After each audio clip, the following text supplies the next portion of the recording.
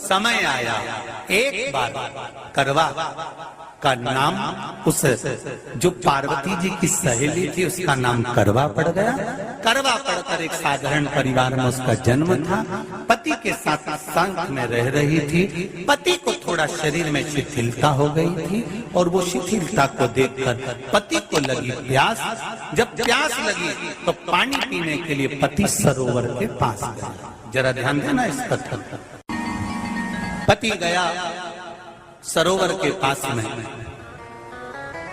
कई लोग करवा चौथ की बहुत हंसी उड़ाते हैं, माताओं की बड़ी हंसी उड़ाते हैं। उनसे निवेदन है मेरा, हमारे सनातन धर्म के जितने व्रत हैं, हमारे सनातन धर्म के इस भारत की भूमि से जितने नियम धर्म जितने निकले हैं, जितने व्रत निकले हैं, साधना निकली है, ये साधारण नहीं है। इसलिए बार बार कहते हैं चंदन है इस देश की माटी, तपोभूमि हर ग्राम है, हर बाला देवी की प्रतिमा, बच्चा बच्चा राम है।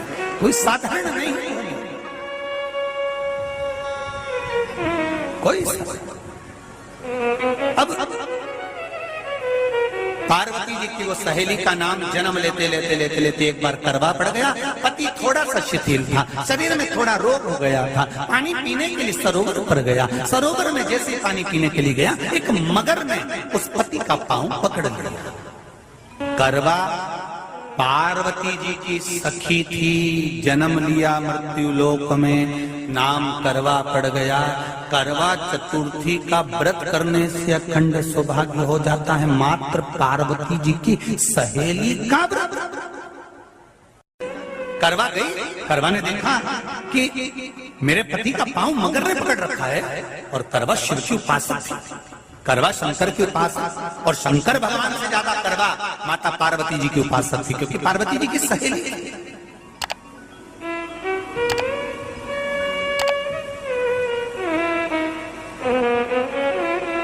पति का पांव खींच कर मगर पानी में लेकर जा रहा था। करवा आराधना में लगी हुई थी। करवा ने मिट्टी का एक गोल भाग ही बनाया था, जिस पर पार्वती जी का जो नीचे का पीठी का होती है उस पर शिवलिंग रखा था। केवल नीचे का भाग का निर्माण ही करा था, और करवा के कानों में शब्द पड़ गया। करवा के कानों में शब्द पड़ गया, पति के चीखने की आवाज आई। करवा दौड़ पड़ी। ये तो कैलेंडर में छपा हुआ करवा चौथ का फोटो आने लगा, नहीं तो पहले नियम था दीवार पर बनाई जाती थी और वहां पूजन करी जाती थी।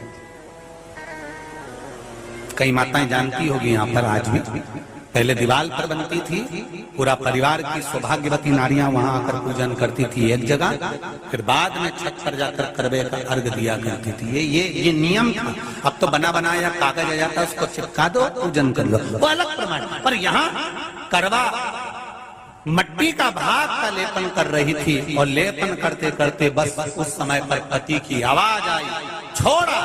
करवा भागी, और शिव आराधना में लगी हुई करवा, पार्वती की आराधना में लगी हुई करवा भाग कर गई। पति को देखा तो मगर खींच कर ले जा रहा था। करवा ने अपना चीर फाड़ा, फाड़ कर मगर की पूंछ को पकड़ कर खींचा, और कितना सात्विकता में बल होगा जरा विचार करना कि मगर को खींच कर वृक्ष के नीचे ले गई, और वृक्ष के नीचे नहीं जा पाई तो वहीं पर घाट के ऊपर घास लगी हुई थी। इसलिए आज भी करवा चौथ के व्रत में आपने देखा होगा कुछ सलाखें, कुछ घास आपको मिल जाती है। उससे एक घास से, मात्र एक घास, एक घास से उसने उस मगर को बांध दिया। मगर हिल नहीं पाया। यम के दूत आ गए इसके पति को मौत के ग्रास ले जाने के लिए। यम के दूत। करवा ने पूछा तुम कौन हो, कैसे आना हुआ? यमदूत कहते हैं तुम्हारे पति का आज अंतिम दिन है, अंतिम समय, अंतिम पल है, ये मरेगा। करवा कहती अगर मारना है तो इस मगर को मारो जिसने मेरे पति का पांव पकड़ रखा है। प्राण छोड़ना है तो इस मगर के छोड़िए, मेरे पति के तो प्राण आप ले जा नहीं सकते। करवा हम अपने नियम को नहीं बदल सकते। तेरे पति की अंतिम सांसें हैं, वो मरेगा। मगर को अभी नहीं मरना है, मगर अभी कम से कम 9 महीना और जीवित रहेगा। इसका हमारे पास लेख है। करवा कहती है ऐसा हो नहीं सकता। यमदूत खड़े हैं, ले जाने दे नहीं रही।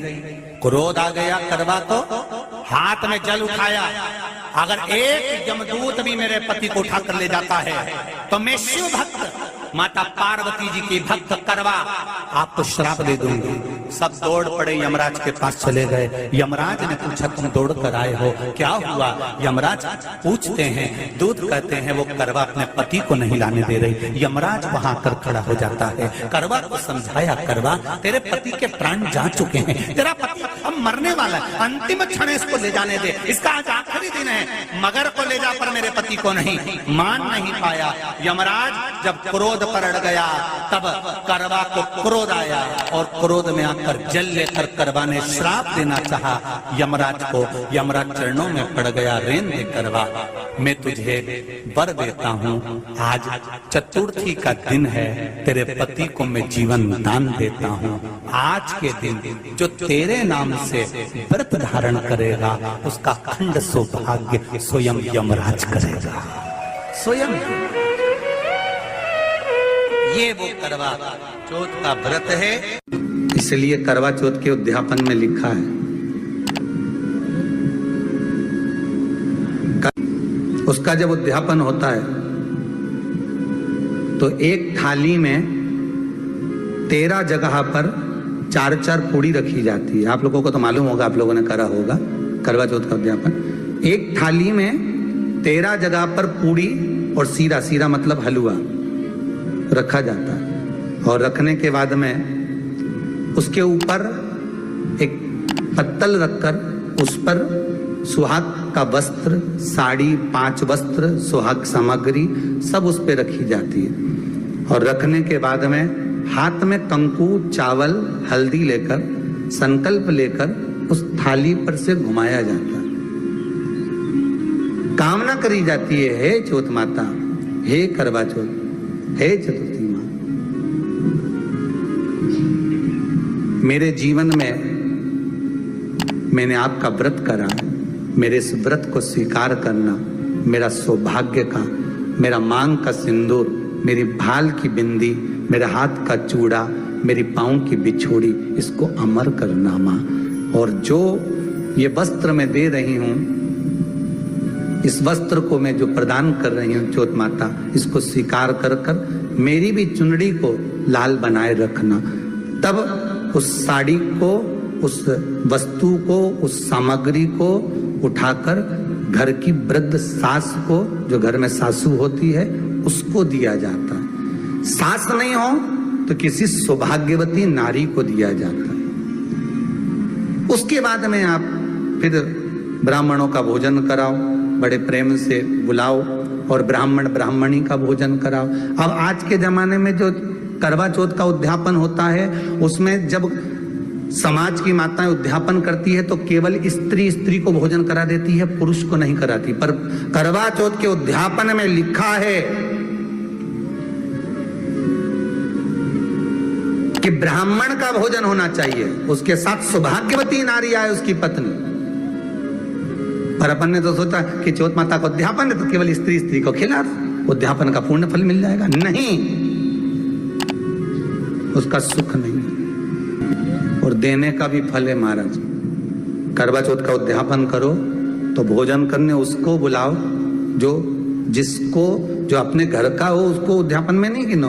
अपने घर के लोगों तो वैसे ही भोजन करेंगे, घर का व्यक्ति तो वैसे ही भोजन करेगा ना, पर अपन ने उन्हीं को गिना। ने हमारी बड़ी जीजी के गिन लो, ने छोटी जीजी गिन लो, ने भांजी के गिन लो, ने उसके गिन लो, ने उसके गिन लो, ने 13-14 ऐसे इकट्ठा कर लिया। ने साहब ये अपने इकट्ठे हो गए, ये तो अपने हो गए।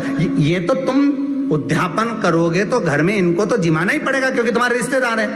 दूसरे को जिमा कर जब हम दान देते हैं, दान उसको लगता है जो दूसरे को दिया गया। कई लोग कहते हैं हमने बहन बेटी के दे दिया, तो बहन बेटी क्या दान लेती है? किस पुराण में लिखा है कि बहन बेटी दान लेती है? हमको वो भी बताना कि बहन बेटी दान लेती है, क्योंकि बेटी तो खुद कन्यादान में जाती है। बेटी का कन्यादान होता है, वस्तु का दान नहीं। बेटी खुद दान में दी जा रही है कन्यादान में। बेटी कभी दान नहीं लेती महाराज, बहन बेटियां कभी दान नहीं लेंगी। और बहन बेटियों को कह भी देना चाहिए, अगर भाभी बोले कि हमने जीजी को दान है, दान मान नहीं ले रहा है, देना हो तो ठाट से हमारा हक दे रही हो। हम साल भर में आते हैं तो राखी पे साड़ी दे रही हो, ये हमारा हक है क्योंकि हमारे मकान में रह रही हो, हक दे रही हो, दान नहीं। दान देना है तो पंडित जी के दो, दान देना है तो ब्राह्मण को दो, गौ माता को दो। हम दान नहीं ले रहे, हम अपना हक मांग रहे हैं।